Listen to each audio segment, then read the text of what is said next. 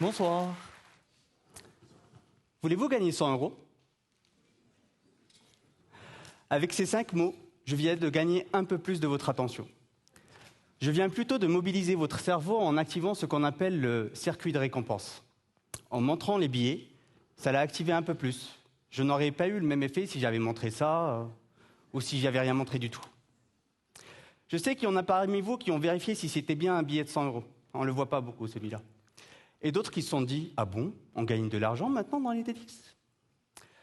J'ai aussi dû créer une petite déception chez certains.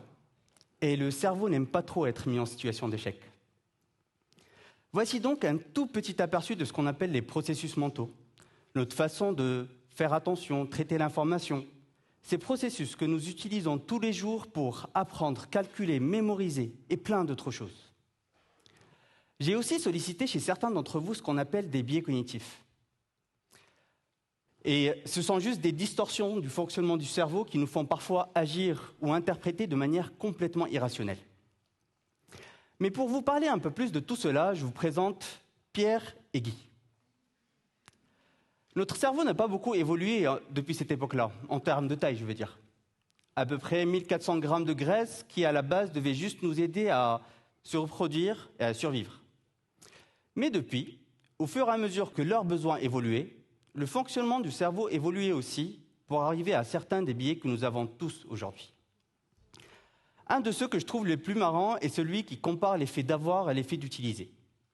Pierre est capable de fabriquer ou d'acheter, troquer pour la période, tout un arsenal d'armes pour aller chasser le mammouth, alors qu'en réalité, il n'a besoin que d'une lance. Et on fait tout ça. Personnellement, il y a quelque temps, j'ai passé 3 semaines à comparer des cafetières pour au final en acheter une qui me propose 14 boissons. Mais dans la réalité, j'en bois qu'une, un allongé. Allez, des fois, de temps en temps, quand j'ai du monde à la maison, je dis « un cappuccino ?» What else? Rassurez-moi, je ne suis pas le seul à faire ça.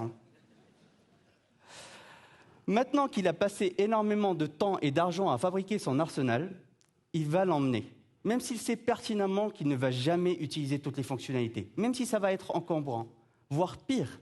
Ça pourrait même le pénaliser dans certaines situations. Cet effet s'appelle l'effet du coût irrécupérable. On ne veut pas changer d'habitude ou d'acte quand on pense y avoir mis énormément d'efforts. Et cet effet-là, on peut le croiser tous les jours. Sur un site d'e-commerce, par exemple. Plus on passe du temps à construire notre panier, moins on a de chances de l'abandonner. Et les gens du marketing connaissent ça. Il y en a dans la salle aujourd'hui? De retour de chasse, Pierre et Guy vont vouloir comparer leur butin. Et si jamais on faisait une IRM de la tête de Pierre à ce moment-là, il y avait un peu moins d'attente pour les IRM à l'époque, on verrait que son circuit de récompense s'active. Normal, il a eu un gros mammouth. Mais on verrait qu'il s'active encore plus quand il voit la taille de celui de Guy. On se compare tout le temps. Et cet exemple nous montre que ce n'est pas simplement psychologique, c'est aussi physiologique. Et on aurait pu croire qu'avec des objets matériels, cela se limiterait dans notre entourage proche, nos voisins, nos amis, notre famille. Mais cela se transpose aussi sur les petits cœurs rouges et les petits pouces bleus. Vous voyez maintenant l'ampleur du phénomène? Des effets ou des biais comme cela, il y en a plein. Presque 250 qui ont déjà été identifiés. Et on continue à en découvrir. Et en réalité, c'est juste la solution que notre cerveau a trouvée pour traiter plus rapidement de l'information et donc économiser son énergie. Ah là là, ces histoires d'économie d'énergie. Donc, notre cerveau a évolué depuis des milliers d'années pour avoir individuellement mieux, plus. Un cerveau qui, à la base, devait juste nous aider à se reproduire et à survivre, qui s'est transformé à plus, encore plus, toujours plus. Or, au début de l'année, un petit rapport est sorti. 10 000 pages à peu près. Le 6e volet du rapport du GIEC, le groupement des scientifiques pour le climat. Et si je tente de résumer un peu ce qu'il dit, c'est restriction, sobriété, en gros du moins. Et on n'a plus que 3 ans pour le faire. Et c'est là où on peut se poser la question, est-ce cohérent avec le fonctionnement de notre bon vieux cerveau? Entre parenthèses, pour ceux qui connaissent les rapports du GIEC, ça ne vous fait pas penser à quelque chose? 4 degrés de plus et vous finirez tous en enfer. Oui, on dirait les messages des religieux du Moyen-Âge. Mais bon, passons. On reviendra sur les rapports du GIEC plus tard. Donc, entre des scientifiques qui nous disent qu'il faut moins, encore moins, et un cerveau qui a évolué depuis des milliers d'années pour avoir plus, toujours plus, encore plus, est-ce cohérent? Est-ce compatible? Moi, je dis que oui. Je veux croire que oui. Encore deux autres biais. Le biais d'optimisme, je dis que oui. Et le biais de croyance, je veux croire que oui. Notre cerveau nous a montré à travers le temps qu'il a une incroyable capacité d'adaptation. Mais retrouvons Pierre et Guy pour nous montrer tout ça. On est en 2010 et une société d'énergie veut inciter Pierre à réduire sa consommation en éteignant sa climatisation. Pour cela, elle lui propose quelques phrases, quelques messages.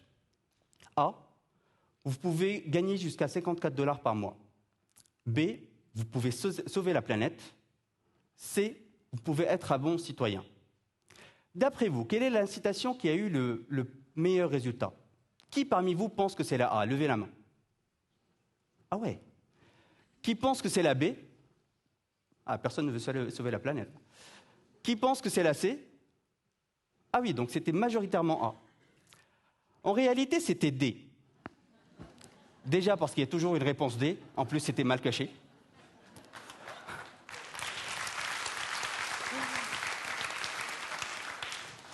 On a juste dit à Pierre, Guy, fais mieux que toi.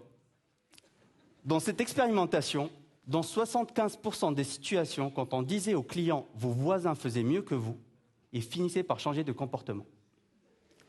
Ça peut s'apparenter à de la manipulation, mais c'était juste pour vous montrer que parfois la comparaison peut être utile. Mais prenons une autre expérimentation que j'aime bien, celle du dictateur. À part son drôle de nom, cette expérience a été réalisée quasiment partout dans le monde, avec toutes les catégories socio-professionnelles et tous les âges. Elle nous montre que si on donne une somme d'argent à Pierre pour la distribuer, sans aucune obligation, il peut tout garder pour lui, eh bien dans le 3/4 des situations, il le partage. Voire même dans le quart des situations, il partage moitié-moitié.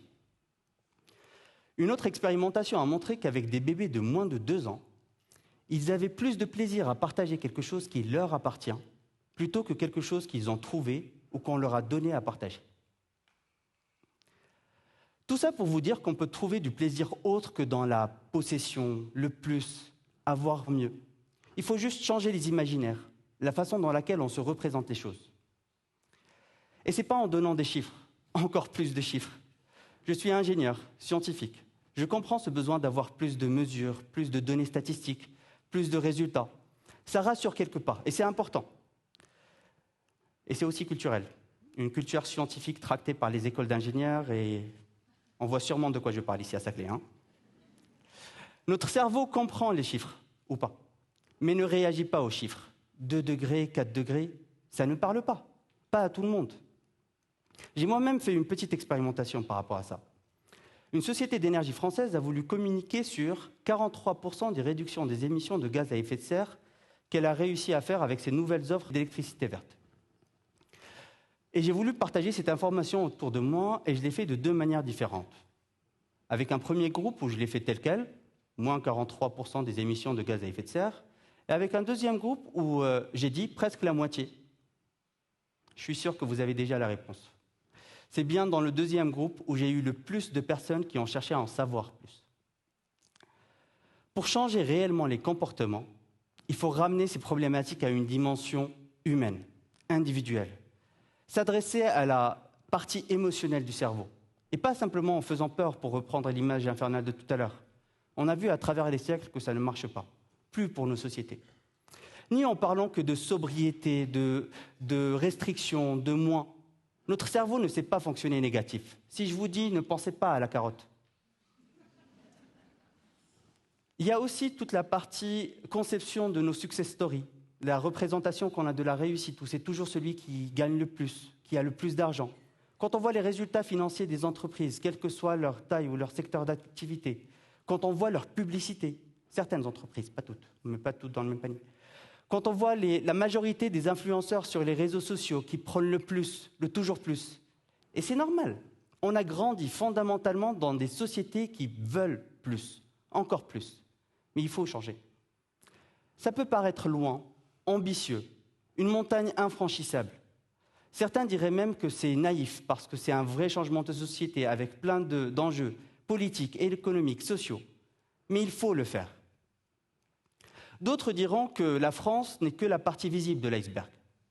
Et comme le dit l'ancien ministre tout à l'heure, le gros du problème viendrait plutôt des pays émergents qui aspireraient à avoir un style de vie un peu à l'occidental, orienté vers la surconsommation.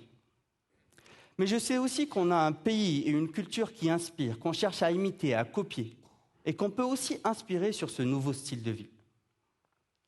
D'autres diront qu'il faut plus de moins. C'est tiré par les cheveux. C'est peut-être pour rattraper le retard, mais c'est ce qu'on fait aujourd'hui. Plus de réduction des émissions de gaz à effet de serre, plus de sobriété, plus de restrictions. Mais ça me laisse perplexe. Moi, je dis qu'il faut aller sur autre chose. Quelque chose de nouveau. Peut-être pas nouveau, parce que j'imagine qu'il y a déjà des personnes qui ont pensé ce concept. Mais il faut aller sur du juste ce qu'il faut. Avec de nouveaux imaginaires de juste ce qu'il faut, des success stories, collectives, autres, nouvelles. Et ça peut même être intellectuellement intéressant, parce que le juste ce qu'il faut veut dire que continuer à réfléchir à comment on continue à produire pour répondre aux besoins, mais aussi quelles sont les limites qu'on se fixe. Et surtout, comment on fait pour les respecter. Je sais que c'est une grosse mécanique, un gros mammouth à bouger.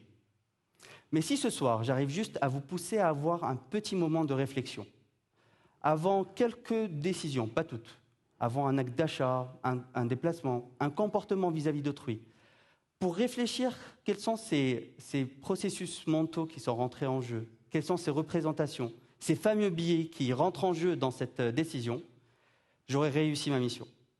En plus, les soldes ont commencé hier. Je ne vous demande pas de changer à 100%.